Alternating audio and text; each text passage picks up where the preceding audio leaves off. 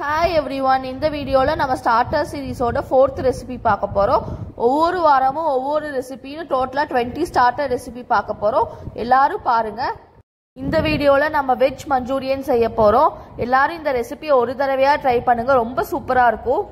ஒரு பவுல்ல அரை கேபேஜ், ஒரு கேரட், 4-5 பீன்ஸ் பொடி பொடியா கட் பண்ணி எடுத்துக்கிறேன். இதுல 1 டீஸ்பூன் மிளகாத்தூள், 1 டீஸ்பூன் மல்லித்தூள், 1/4 டீஸ்பூன் பெப்பர் ஆட் பண்ணிக்கிறேன். தேவையான அளவு உப்பு ஆட் பண்ணிக்கிறேன். இதில் ஒரு கப் மைதா மாவு ஆட் பண்ணிக்கிறேன். தண்ணி நிறைய ஊற்றக்கூடாது. லைட்டாக தண்ணி தெளிச்சுட்டு இந்த மாதிரி கன்சிஸ்டன்சிக்கு வர அளவுக்கு பிசைஞ்சுக்கணும்.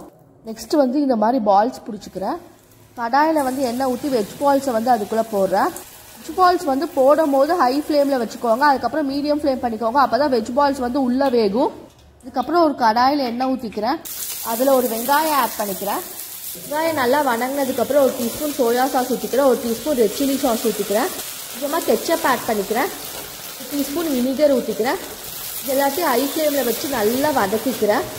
இந்த மிக்சரில் வெஜ் பால்ஸ் ஆட் பண்ணிக்கிறேன். வெஜ் பால்ஸ் ஆட் பண்ணதுக்கப்புறம் இந்த மிக்சரை நல்லா 2 மினிட்ஸ் ஹை ஃப்ளேமில் வச்சு வணக்குங்க. வெஜ் மஞ்சூரியன் ரெடி ஆயிடுச்சு. இந்த வீடியோ பிடிச்சிருந்தா லைக் பண்ணுங்க, ஷேர் பண்ணுங்க, சப்ஸ்கிரைப் பண்ணுங்க. அடுத்து நம்ம சேனல்ல என்ன ஸ்டார்டர் ரெசிபி போடலாம் அப்படின்னு கமெண்ட் செக்ஷன்ல ஷேர் பண்ணுங்க. உங்களை அடுத்த வீடியோல பார்க்குறேன். பாய்.